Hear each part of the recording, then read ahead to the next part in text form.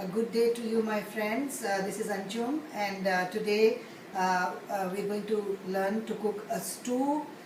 Stew is basically any meat cooked with a lot of ingredients, and it's supposed to be an easy cook, not like curry. You add everything together. So let me introduce you to the ingredients now.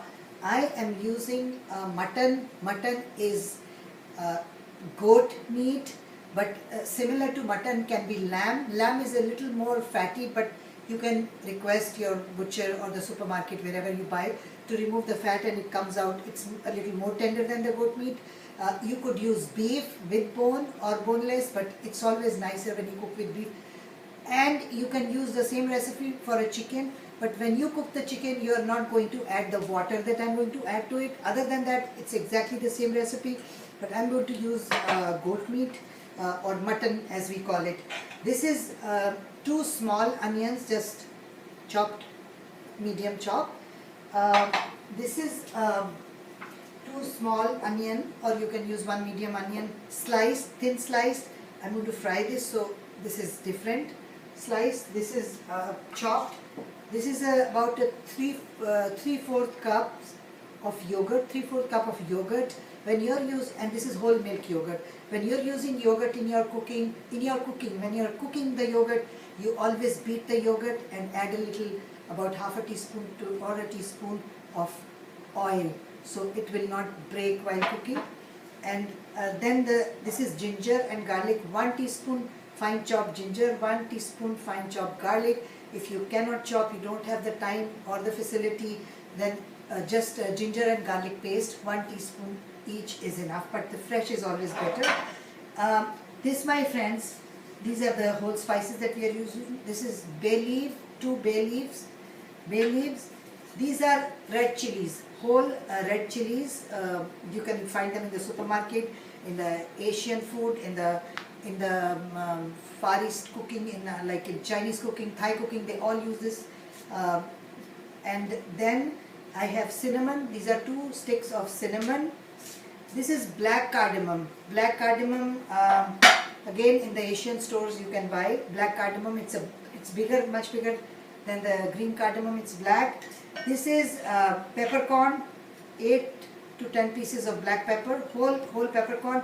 These are cloves, whole cloves. Now whenever you're using cloves for the cooking, I think I mentioned before, remove this little cap. You'll find there's a little cap on it to release the, I just share these little tips that I have learned over a period of time. Remove the cap and it releases the actual flavor from so we have 5 whole cinnamon, 5 whole cloves. Then here in the whole ingredients, I have this cumin. This is black cumin. We call it black zira, black cumin. I have seen it in the local supermarkets. Otherwise, in the South Asian stores, you find chili, half to 1 teaspoon of chili, depending on how hot spicy you like it, and salt, 1 teaspoon of salt. Let's start frying our onions here. I have about 3 tablespoons of oil in this pan, 3 to 4 tablespoons of oil in the pan, and we're going to start frying we have to fry these onions crisp and nice. And something I'd like to share with you about meat, those of you who enjoy meat and eat a lot of meat. The meat that is least, we are all worried about hormones given to animals, growth hormones, which of course are affecting each one of us in some way or the other, short term, long term, and there's really not much we can do about it. We have to look for organic meat, we have to look for organic farms. But other than that, something I'd like to share with you today is that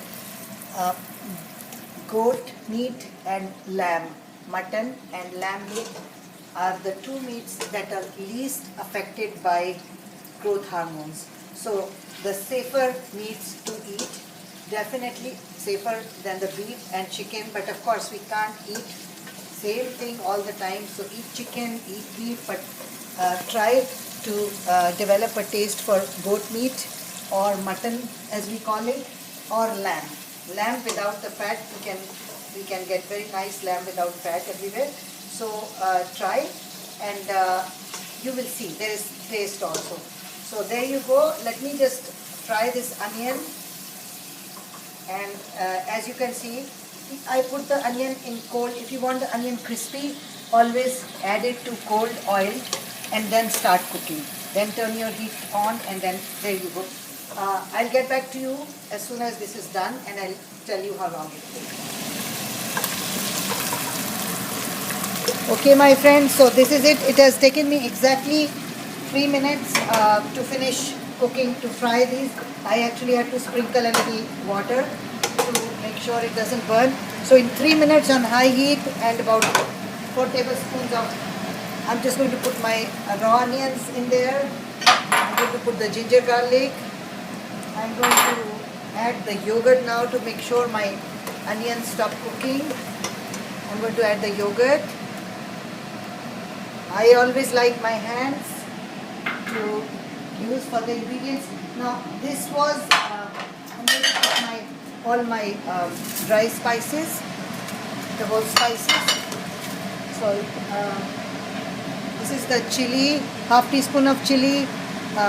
There's all kinds of chili powder available. Some is very hot, the other is medium hot. And last, but I'm going to mix these ingredients. Last, this is 1 pound of mutton. 1 pound, half kilograms, basically half kilograms or 1 pound of mutton. And as you see, I turn the stove off as soon as the onion is done, is brown. Now that brown onion is a little effort to fry separate, but that is actually a real flavor provider for this dish. The fragrance that you get from cooking this stew comes from the fried onion. So I turn my stove off immediately at one point when the onion is nice and golden brown. Before it becomes black, you have to turn it off, and then you mix all that. So my stove right now is not on. Now this is for the mutton or the beef. So I'm going to add about half cup of water, half to 1 cup depending on the meat, how long it's going to take. Then I'm going to turn my stove I'm going to on the flame, and I am going to mix it again and make sure it starts boiling, comes to a boil.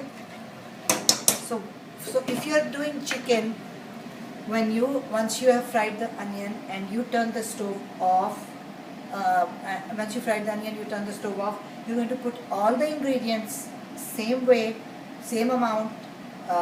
Your own variations are fine, but no water, because chicken meat is very fast to cook. You will not need the water. Chicken itself releases a lot of water when you cook it on high fire, so you're just going to omit the water, and the same recipe comes out equally delicious with the chicken. For those of you who want the chicken, we're just going to wait till it really comes to a rolling boil, and we will stir it once again, and then we are going to lower the stove to medium. Make sure it's still cooking. We are not cooking it on high. Between medium and medium low for about 30 minutes, at least 30 minutes, 30 to 40 minutes again, depending on the meat, how fast it becomes tender. And so I will show you once it starts boiling. Once it starts boiling, and this is, believe me, this is a very delicious stew, a good substitute to your curries. Another positive thing about this meat is that there is no tomatoes. Any food with tomato will spoil faster. This is no tomato paste, no tomato sauce, only yogurt. Yogurt will cook and mix with the meat, and you can keep this longer. It can stay for up to a week, even longer, once cooked in your refrigerator. You can freeze it, comes out equally yummy. Now, as you can see, it started boiling. I'm just going to let it cook a little more on high. Once it's really cooked and come to a rolling boil, we're just going to lower the stove and to medium low, and I'll come back and let you know and show you the finished product. Welcome back, my friends. So 30 minutes of cooking, and this is how the meat is looking. 30 minutes I cooked, and after 30 minutes you just fry it for 5 minutes to make sure the water is dry, and then after 5 minutes we're just going to dish it out. I have finished frying it, so 30 plus 5 minutes of frying, 35 minutes. Once again I do like to remind you that it depends on the meat that you are using. Lamb and goat meat would cook faster. Chicken wouldn't take the water. Without water you'll cook it, and that should be done also in about 20 minutes or so.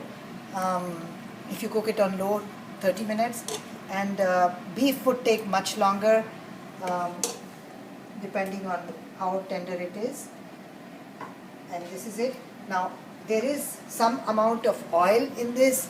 If you don't like the look of oil or the taste of oil, then just scoop the oil before you serve it and discard it. But that's the way I like it. Sometimes the food needs to look as appetizing as